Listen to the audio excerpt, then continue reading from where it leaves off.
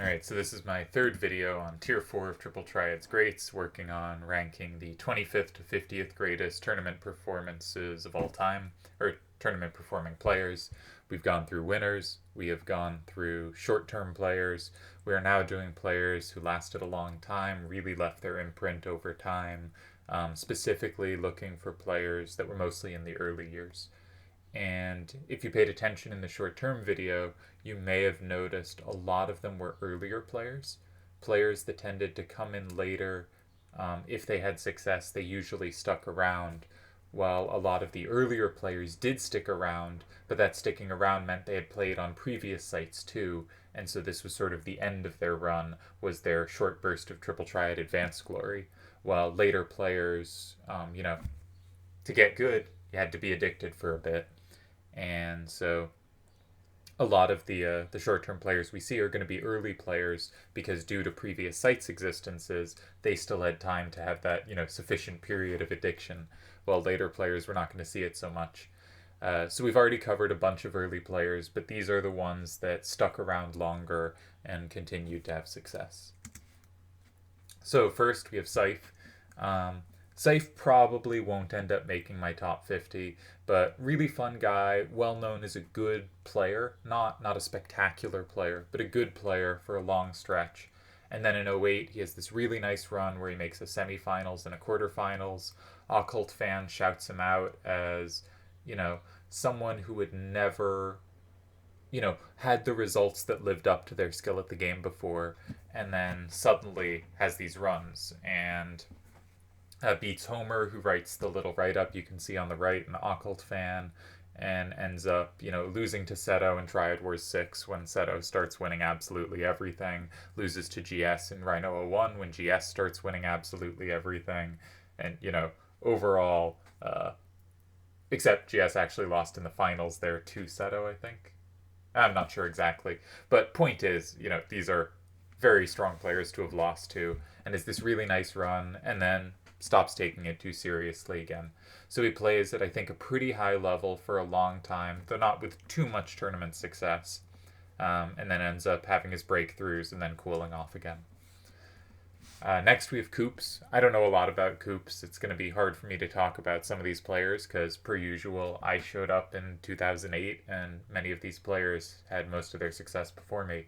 Triad Wars 5 is going to be in I guess 2007.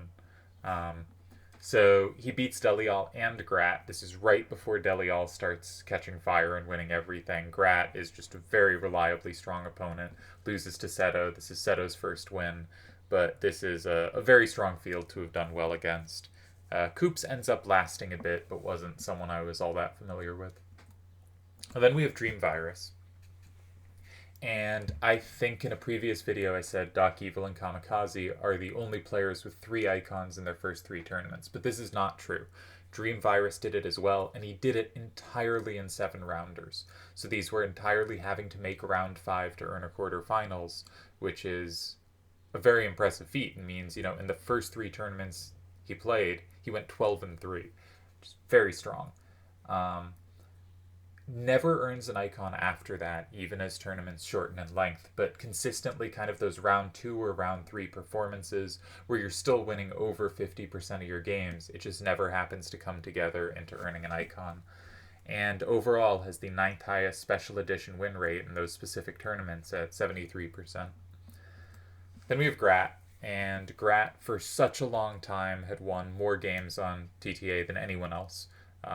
He was voted Joint Player of the Year in 2003, I think due to already being the leader of anyone in Games 1.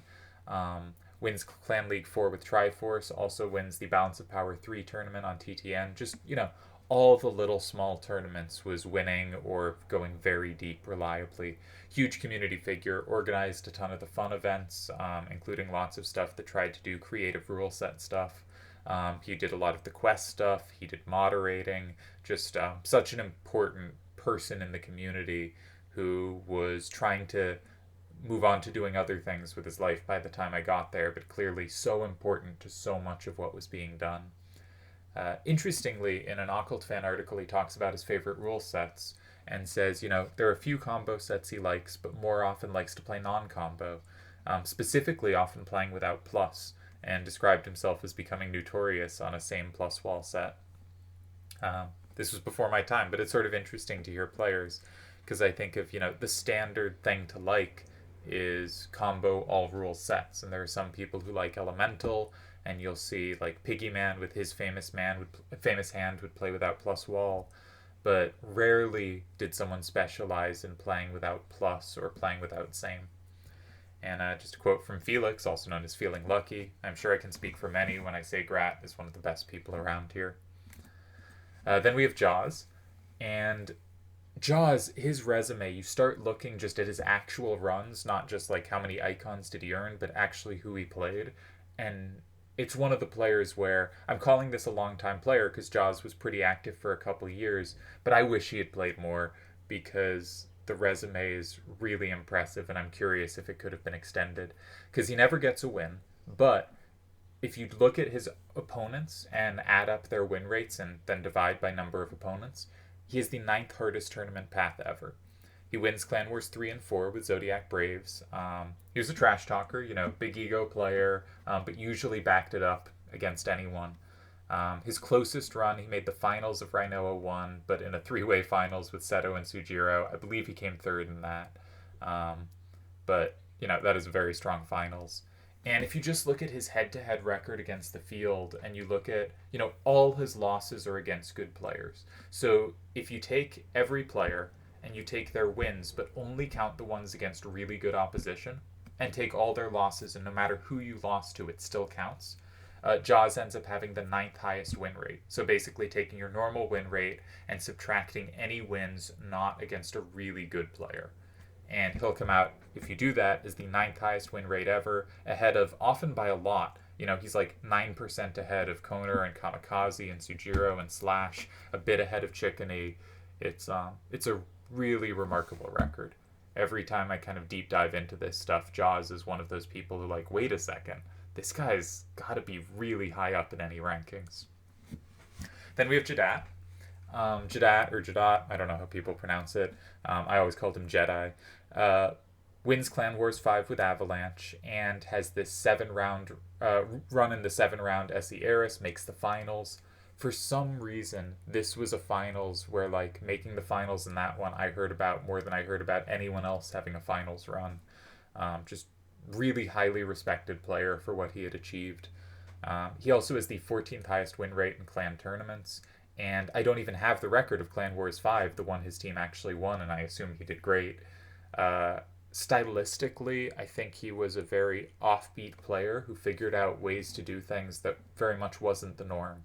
So kind of odd side starters. Like there's kind of a traditional form of side starter where you have a high number facing towards 5 and weak numbers facing towards the corners and have an easy time recapturing it. And that's not really what he'd do. He'd set up more kind of long or mid-term synergies that were really interesting and not something you really saw from other players.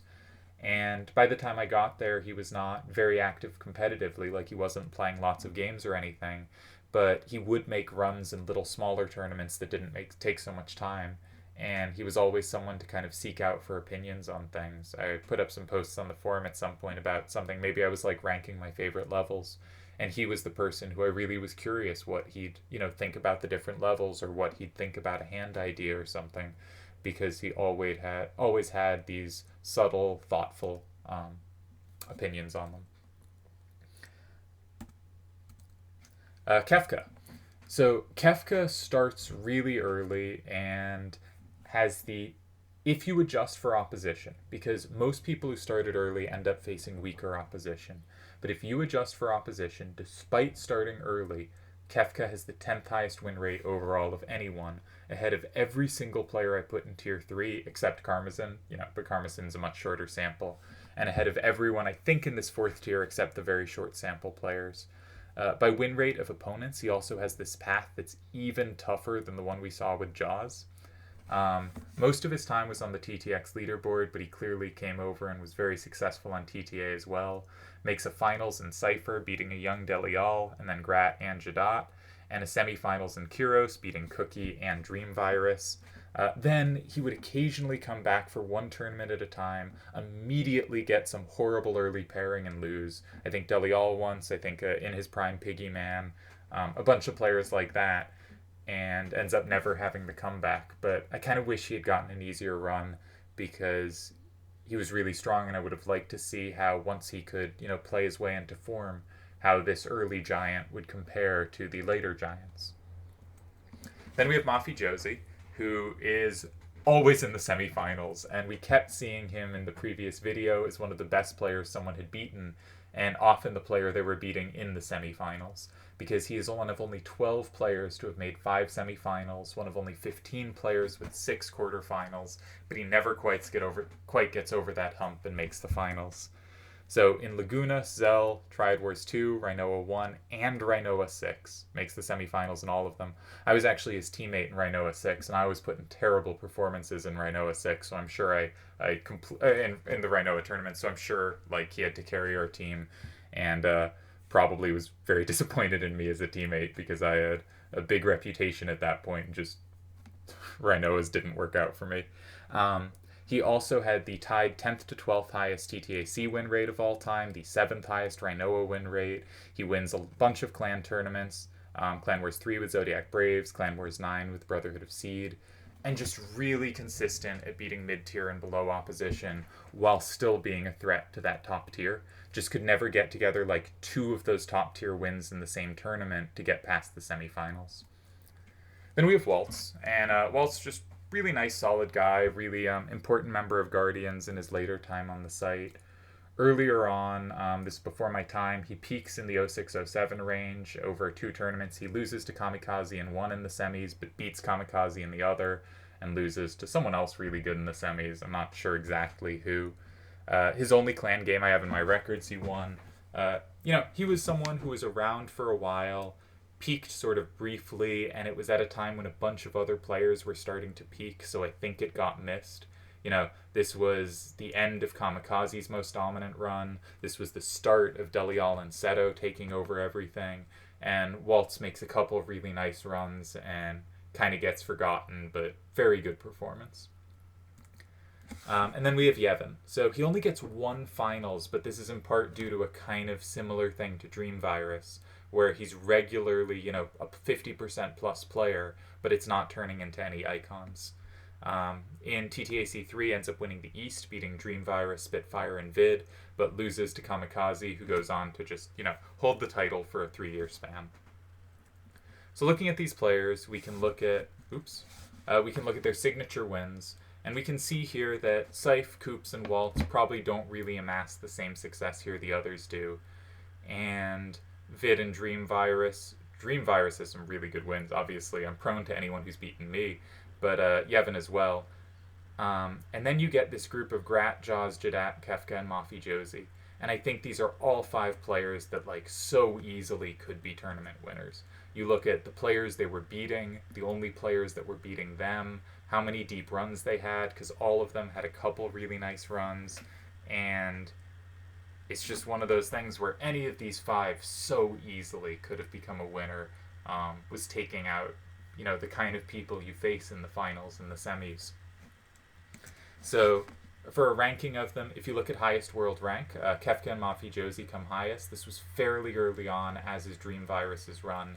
So I might rank Grat and Jaws being 5th and 6th a little higher, or Jadat being 7th a little higher, because we're getting at that point into the kind of 2006-07 period where you're having to pass a lot of really strong players to get highly rated.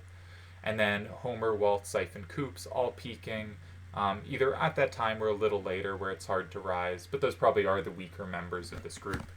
If we look at best elo, we see Jaws is the only one to break 2200, and we've seen 2200 as this really hard number to break. Virgil hits 2200. Bren, who I had as the top of the winners group, doesn't quite make 2200. In the Shooting Stars group, Ulti almost makes it, but not quite. Jaws has the highest peak rating of anyone we've seen, and once you start looking at his opposition, that makes sense. Very high ratings for Kefka, Grat, Dreamvirus, Jadat. A little drop off to Mafijo, but we should remember with Mafijo, a lot of his success was pretty early before the ratings were as high, so I think that rating should be considered up there with the previous group. And then a little drop off, but still very solid ratings for Coops, Yevin, and Homer. And then a little more drop off to Scythe and Waltz, who are probably not going to make the top 50, but are very good players who kind of deserve to be at the edge of that discussion.